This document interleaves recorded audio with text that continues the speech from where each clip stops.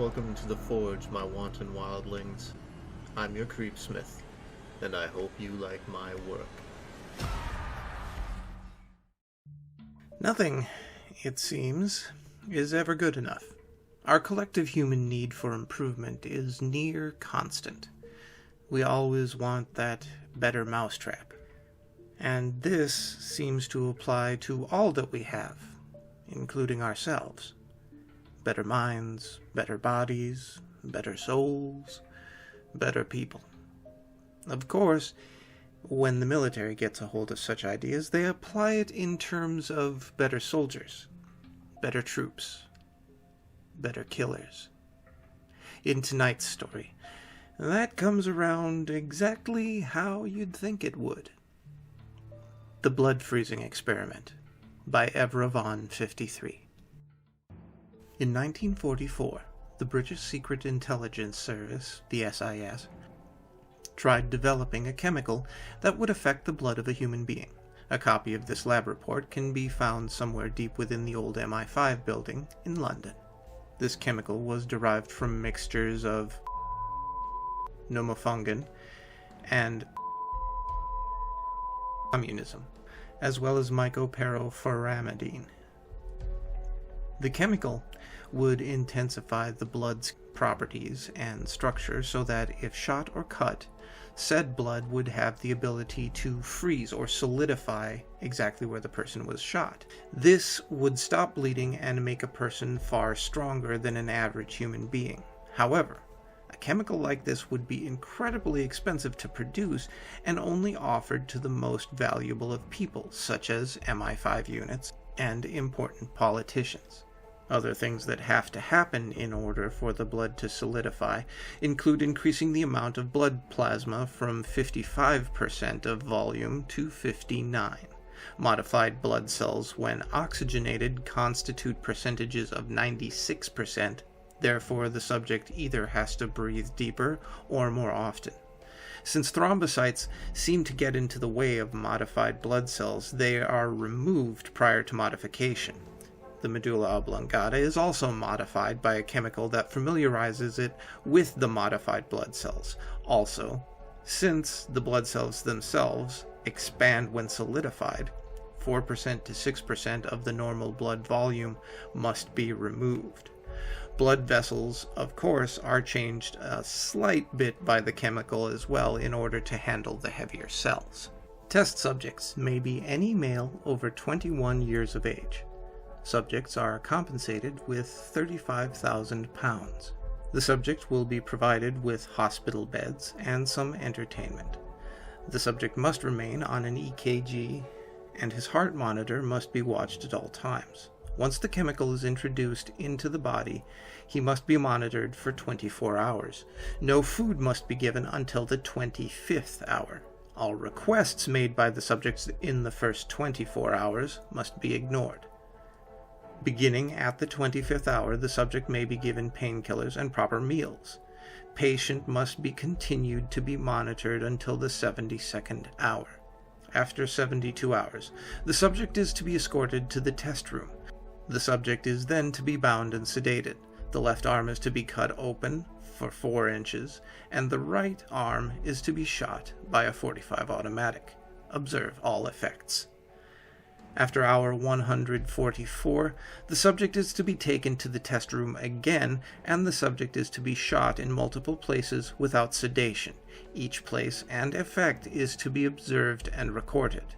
3 subjects were chosen: males, 22, 23, and 29.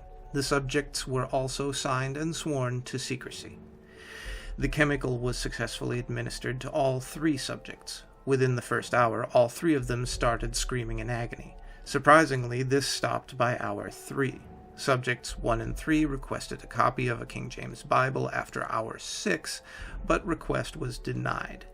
The researchers decided that this meant the subjects believed they would die.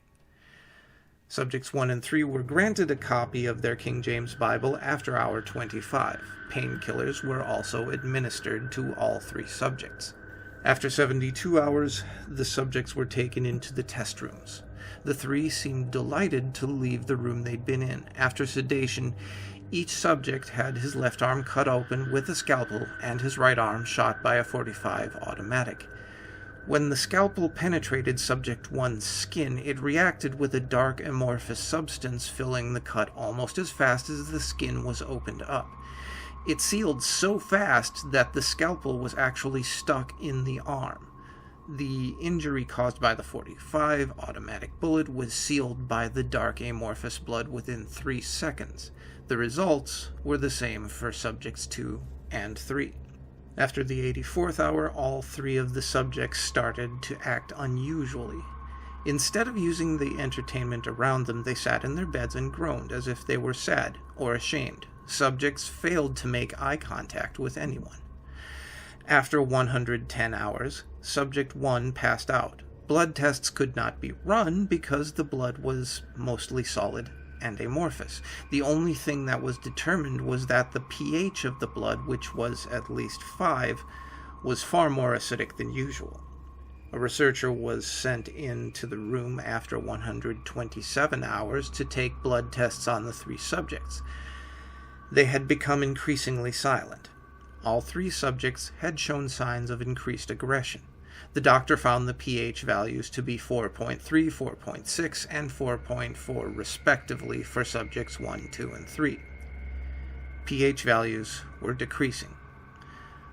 Another blood test was taken at 140 hours. The pH values had not changed, and the experiment was determined to continue as planned. At 144 hours, subjects were escorted to the test room. The 3 subjects looked far different from the beginning of the experiment. Their skin had turned a shade of gray and looked noticeably thicker. Their eye colors had changed to pure black, and their eyes were bloodshot. The experiment will continue as planned, but the chemical must be remodeled before repeating the experiment. Before opening fire on subjects 1, 2, and 3, they showed inhuman strength and speed. They immediately pounced on their attackers and used their teeth as a most effective weapon. 6 armed men lost consciousness as their attackers touched their teeth to their skin. One's arm was devoured by the subjects, and when an MI5 agent entered later to neutralize the room, the subjects were reported to be missing. The chemical must have had a negative effect on the medulla oblongata, causing the increased aggression. The chemical also affected the salivary glands. Superhuman movements were caused by the enhanced blood cells within the muscles, and the reason for the subject's lust for human flesh is unknown. Locations of subjects 1, 2, and 3 are also currently unknown. Research for this project will be discontinued. Evidence of events, including this laboratory report, will be classified as SIS top secret. One wonders what became of those responsible for the development of such chemicals and procedures. After all, the test for their effects can be classified as successful. Uncontrollable, but successful. So stay scary, my wildlings. Remember, a weapon is useless to you if you can't control it. And make the most of your nights.